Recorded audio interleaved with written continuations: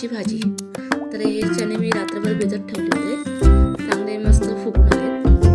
जेवढे चणे चांगले भिजले की लवकर शिजून निघतात। चांगले मस्त नरम झाले चणे पण। त्याला 2-3 वेळा मी स्वच्छ पाण्याने धुवून घेतले आहेत, तसं त्याचा वास निघून जातो। आता आपण याला टोपात काढून घेऊया।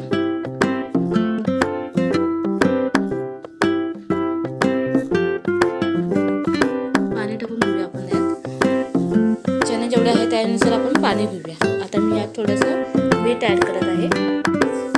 नंतर आपल्याला मसाल्यामध्ये पण मीठ टाकायचं आहे, तर थोडासा मसाला चवीपुरतं टाकूया, चण्याला पण चव येईल त्याला। आपण आता चणे आता शिजत ठेवूया। तर तुम्ही हवं तर कुकर पण घेऊ शकता, मी इथं टोपात ठेवलं आहे। तर जास्त जास्त 15 मिनिटं शिजून निघतं, कारण चणे जितकं चांगले भिजले तेवढं ते शिजून निघतं।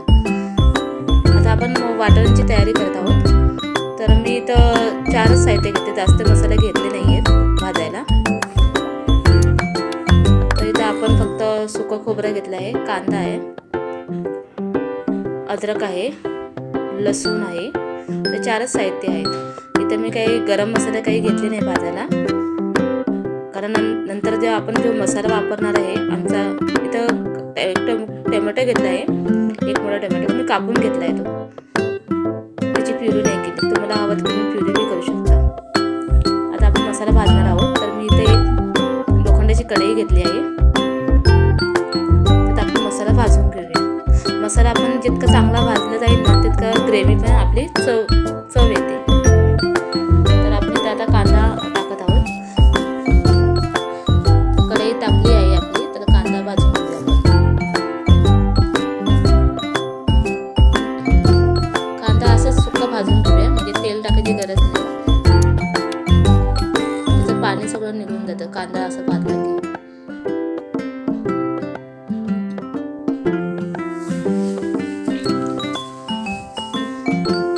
गॅसची स्पीड हाय ठेवायची, म्हणजे पटकन आपला कांदा चांगला भाजून निघेल। सतत मध्ये हलवत राहायचं, म्हणजे एका साईडलाच कांदा चिटकून राहील आणि करपला जरा। आता आपले मसाले चांगले पक्के भाजून गेले आहेत, खोबरं बी चांगलं भाजलं गेलं आहे, कांद्याला पण चांगला रंग आला आहे सोनेरी। तर असं आपण मसाला भाजून घेऊया। आता आपण ह्याला वाटण करून घेऊया। मसाला बारीक वाटून करून घ्यायचा।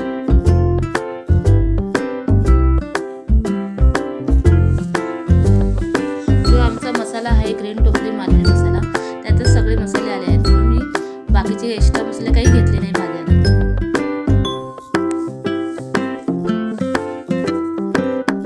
मसाला ॲड करायचा। आमचा स्वतःचा ग्रीन टोपली मसाल्याचा व्यवसाय आहे, त्यात आम्ही मालवणी मसाला, कांदा लसूण मसाला, हळद, काळा मसाला, हे सगळ्या प्रकारचे आम्ही मसाले ऑनलाईन महाराष्ट्र करत असतो।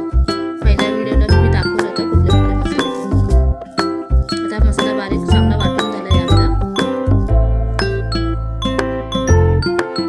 तर आता आपण फोडणीची तयारी करत आहोत। चणे बघूया पहिला, किती चणे आपले शिजून झाले असतात। 15 मिनिटं आपले झाले, चणे चांगले शिजले असतात। आता चणे असं हातात थोडंसं घेऊन दाबून बघूया, म्हणजे आपलं चणे चांगले, बघा चणे असे चांगले मऊसर आणि शिजून निघालेत। तर आपण तेच पाणी ठेवायचं, चण्याचं पाणी फेकायचं नाही। आता आपण इथं फोडणीची तयारी करत आहोत। टोप तापला आहे, तेल पण तापलं आहे, तर त्यात मी जिरा ॲड करत आहे। जिरा तडतड लागले की कांदा आपण ॲड करूया।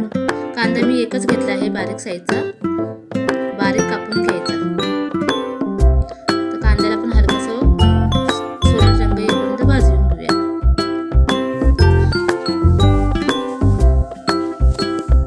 तुम्ही अशा प्रकारे स्टेप बाय स्टेप भाजी कराल तर नक्कीच छान होईल।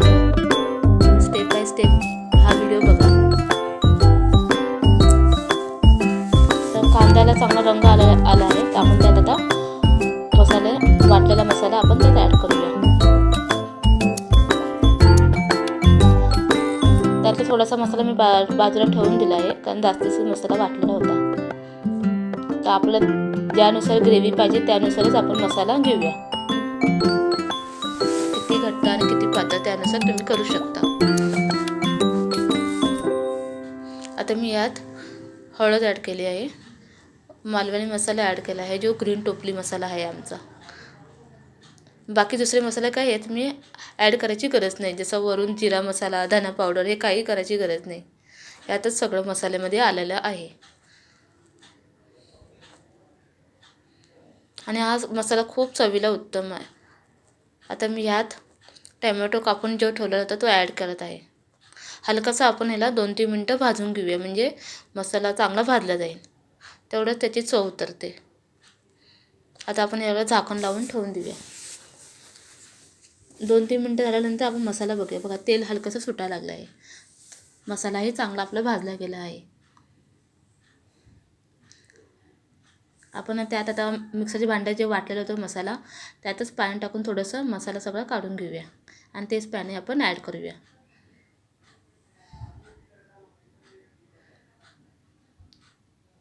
गॅसची स्पीड आता हाय करूया, म्हणजे आपलं पाणी लवकर उकळलं जाईल. आधी जे चणे ठेवलं ते शिजून तेच आपण पाण्यासोबतच ॲड करूया. ते पाणी आपण फेकायचं नाही. त्याच पाण्यामध्ये आपली ते चव उतरलेली असते चण्याची. तुम्हाला हवं जास्तीचं पाणी तर तुम्ही ॲड करू शकता. त्यात आता थोडंसं मीठ ॲड करूया. मीठ आपण पहिलाही ॲड केलेलं होतं चण्यामध्ये, तर त्यानुसार तुम्ही थोडंसं मीठ ॲड करू शकता. झाकण लावून आपण ठेवून देऊया. आता हे बघा 10 मिनटं चांगली उकळी आलेली आहे आणि चणाही चांगला मस्त ग्रेव्ही झाली आहे. सुगंधही सुटला आहे चांगला आणि मस्त कलरही आला आहे छान. आता वरून थोडीशी आपण कोथिंबीर ॲड करत आहोत. आपली ही भाजी तयार झाली आहे. तुम्हाला हवं तसं तुम्ही ग्रेव्ही करू शकता. आता मी एका भांड्यात हे काढून घेत आहे. बघा किती मस्त रंग आला आहे, एकदम खमखमाट सुगंध सुटला आहे याचा. अशी म्हणजे भाजी